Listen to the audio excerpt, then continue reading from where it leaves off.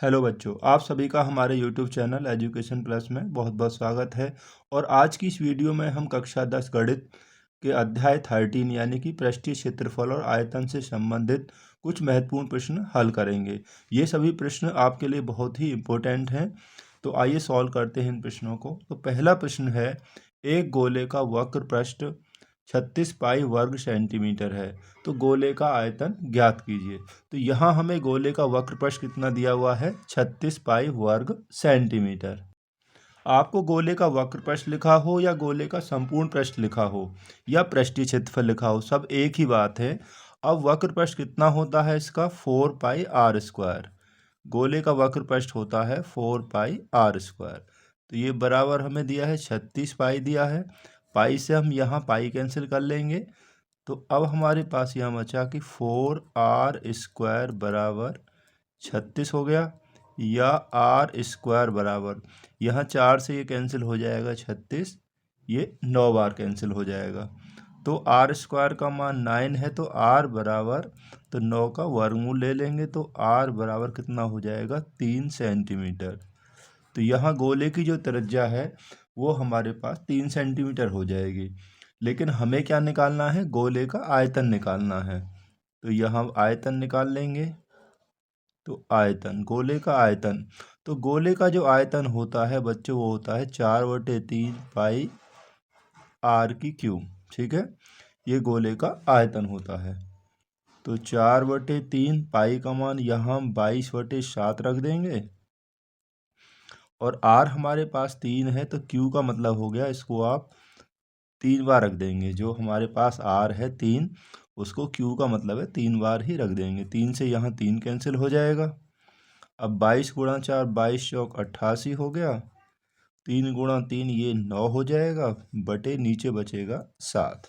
ठीक है, तो 88 गुणा 9 ये हो जाएगा 9×8 = 72, और ये हो जाएगा 792। तो 792/7। ठीक है, अब 7 में इसका भाग दे दीजिए 7 से, तो यहाँ हो जाएगा ये आपका 113.14 घन सेंटीमीटर। क्योंकि जो आयतन होता है वो बच्चों किस में आता है, घन में आता है। तो अगला क्वेश्चन और देखते हैं। तो दूसरा क्वेश्चन हमने लिया है बच्चों कि धातु के एक गोले का व्यास 6 सेंटीमीटर है। गोले को पिघलाकर एक समान आकार का तार बनाया गया है। यदि तार की लंबाई 36 सेंटीमीटर है तो तार का व्यास ज्ञात कीजिए। तार का व्यास यानी कि तार की मोटाई ज्ञात कीजिए। और तार कैसा होता है बच्चों, वो होता है बेलनाकार। अब हमें यहाँ जो गोला दिया है उसका व्यास है 6 सेंटीमीटर। तो यानी कि दिया हुआ है कि गोले का व्यास, गोले का व्यास बराबर 6 सेंटीमीटर। जब ये व्यास 6 सेंटीमीटर है तो इसकी जो त्रिज्या है वो कितनी हो जाएगी, व्यास की आधी, यानी कि 3 सेंटीमीटर हो जाएगी बच्चों इसकी त्रिज्या। ठीक है, अब इस गोले को पिघलाकर जो तार बनाया गया है, आपको ध्यान रखना है कि उस तार का आयतन इस गोले के आयतन के बराबर ही होगा। अब हमारा जो तार है वो कैसा है, बेलनाकार। तो बेलन का आयतन कितना होता है, वो होता है पाई आर स्क्वायर एच बराबर, अब गोले का आयतन होता है 4/3 पाई आर की क्यूब। ठीक है, ये हो जाएगा। तो यहाँ पाई, अब आर हमें तार की जो निकालनी है वो तो इंटू एच, एच यानी कि ये होगी तार की लंबाई, जो कि हमें दे रखा है 36 सेंटीमीटर बराबर 4/3 पाई। अब इसकी जो त्रिज्या हमने निकाल ली है कितनी है, 3 है। तो 3 गुणा 3 गुणा 3, इस तरीक़ा से हम यहाँ पर रख देंगे। तो पाई से बच्चों ये पाई यहाँ पर कैंसिल हो जाएगा, इसलिए मैंने यहाँ पर पाई का मान नहीं रखा है। ठीक है, और इस 3 से ये एक 3 कैंसिल हो जाएगा। तो यहाँ पर ये हमारे पास हो गया कितना, 36 आर स्क्वायर बराबर 3 तिया 9, 9 गुणा 4 ये हो गया 36। इस 36 से ये 36 कैंसिल हो जाएगा एक बार, तो हमारे पास हो गया आर स्क्वायर बराबर 1। जब आर स्क्वायर बराबर 1 है तो आर बराबर 1 का क्या हो जाएगा, वर्गमूल ले लेंगे। तो r बराबर 1 का जो वर्गमूल होगा वो भी 1 ही होगा, यानी कि जो त्रिज्या हो जाएगी, तार की त्रिज्या हो जाएगी 1 सेंटीमीटर। तार की त्रिज्या बराबर 1 सेंटीमीटर। लेकिन हमें तार का क्या निकालना है? हमें निकालना है व्यास। तो व्यास होता है त्रिज्या का 2 गुना, तो 2 गुणा 1, तो इसका जो व्यास हो जाएगा 2 सेंटीमीटर। ठीक है, इस तार का व्यास या तार की मोटाई वो दोनों एक ही बात है।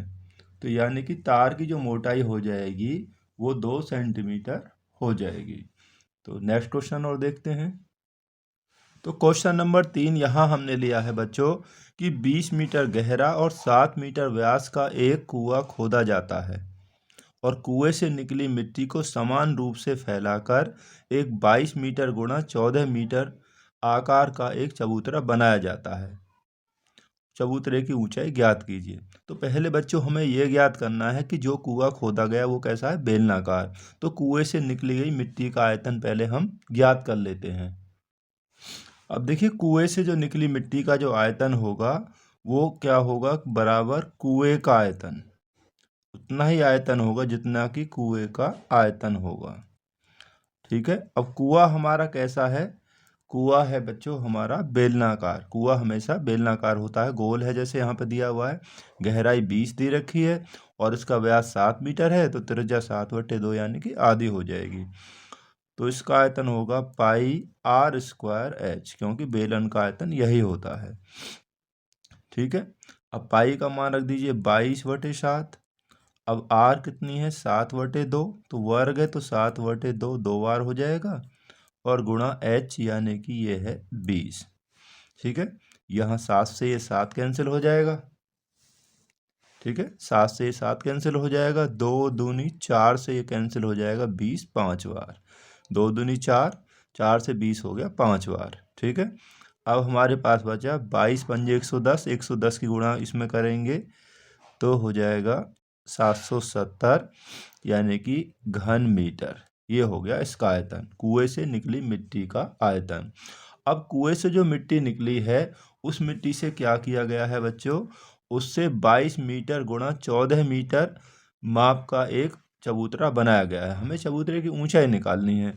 अब ये जो यहाँ पर चबूतरा जो बना है बच्चों, उस चबूतरे का जो आयतन है इस कुएं से निकली मिट्टी के आयतन के बराबर ही होगा, क्योंकि जो मिट्टी जो कुएं से निकाली है उसी से चबूतरा बनाया गया है। तो चबूतरा जो है हमारा घनाव के आकार का है, तो इसका जो आयतन होगा वो होगा लंबाई गुणा चौड़ाई और गुणा इसकी ऊंचाई। तो बराबर निकली मिट्टी का आयतन है 770 घन मीटर। अब यहाँ पर हमें जो दिया है लंबाई यहाँ 22 दे रखी है और चौड़ाई यानी कि 14 है, 22 गुणा 14 लिखा है ना, और ऊंचाई हम इसकी h मान लेते हैं। तो बराबर 770 के हो जाएगी, या h बराबर, तो ये गुणा में धरा जाएगा तो ये होगा इसका यहाँ पर भाग हो जाएगा 22 गुणा 14, तो 14 से कैंसिल हो जाएगा, 14 पंजे 70, 14 पंजे 70। अब देखिए हाँ 11 से 22 दो बार हो जाएगा, 11 से 55 हो जाएगा 5 बार। तो यहाँ हमारे पास बचा कि h बराबर ऊपर यहाँ 5 और यहाँ बच गया 2, तो h बराबर 2 का भाग इसमें देंगे तो ये हो जाएगा 2.5 मीटर। तो चबूतरे की जो ऊंचाई हो जाएगी वो हो जाएगी 2.5 मीटर। ये क्वेश्चन भी काफ़ी अच्छा प्रश्न है बच्चों, तो इसको भी आप अच्छी प्रकार से ज़रूर तैयार कर लेना। तो नेक्स्ट क्वेश्चन और देखते हैं। तो क्वेश्चन नंबर 4 है यहाँ पर बच्चों कि एक शंकु के छिन्नक की तिर्यक ऊंचाई 8 सेंटीमीटर है। शंकु का छिन्नक इस प्रकार का होता है, देखिए इसके वृत्तीय सिरों की परिधियाँ 28 सेंटीमीटर और 14 सेंटीमीटर। ये वाले जो सिरे हैं वृत्तीय परिधि, ऊपर वाली परिधि और नीचे वाली परिधि, ये 28 है और नीचे वाली जो परिधि है ये 14 सेंटीमीटर है। छिन्नक का वक्र पृष्ठीय क्षेत्रफल ज्ञात कीजिए। तो यहाँ हमें इसका वक्र पृष्ठीय क्षेत्रफल ज्ञात करना है। अब हमें यहाँ पर ऊपरी सिरे की जो वो दी हुई है बच्चों, यहाँ पर परिधि 28 यानी 28 सेंटीमीटर दी हुई है। अब हमें वक्र प्रश्न निकालने के लिए त्रिज्या जरूरत पड़ेगी, यानी कि ऊपर वाली त्रिज्या भी चाहिए और नीचे वाली भी चाहिए। तो ऊपरी सिरे की परिधि जो होगी वो होगी 2πr1। तो ये है 28। तो या r1 बराबर 2 से 1 ये कैंसिल हो जाएगा कितनी बार, ये हो जाएगा 14 बार। तो यहाँ 14/पाई को हम यहाँ ले आएंगे, 14/पाई सेंटीमीटर। अभी हम पाई का मान यहाँ पर नहीं रख रहे हैं, ठीक है। अब निचले सिरे की, तो निचले सिरे की जो परिधि है वो भी ऐसी आप निकाल लेंगे त्रिज्या। सिरे की परिधि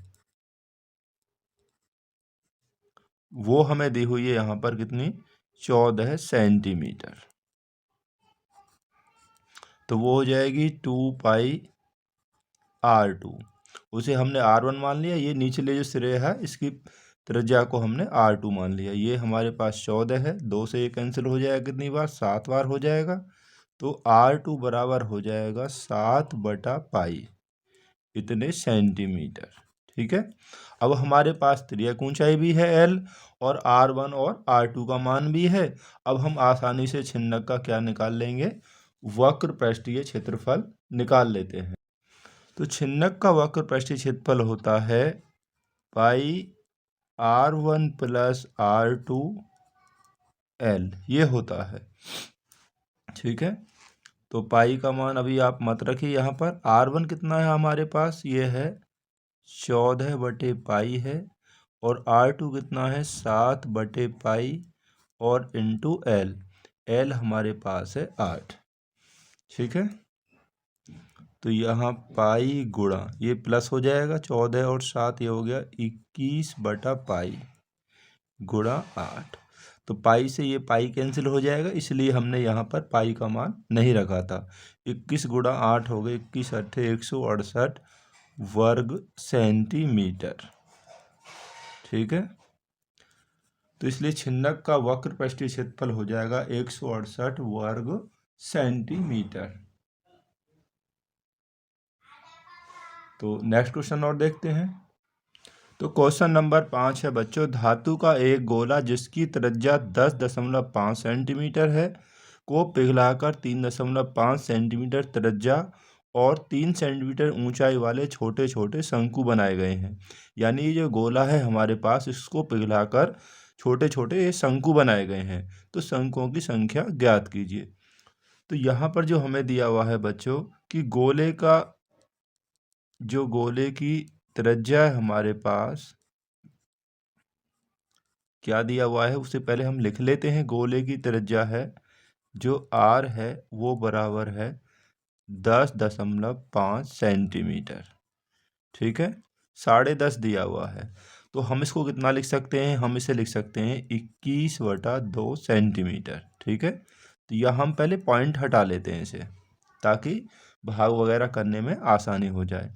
अब हमें जो शंकु दिया हुआ है, तो शंकु की जो त्रिज्या है, शंकु की त्रिज्या r वो कितनी दी है, 3.5 सेंटीमीटर, ठीक है।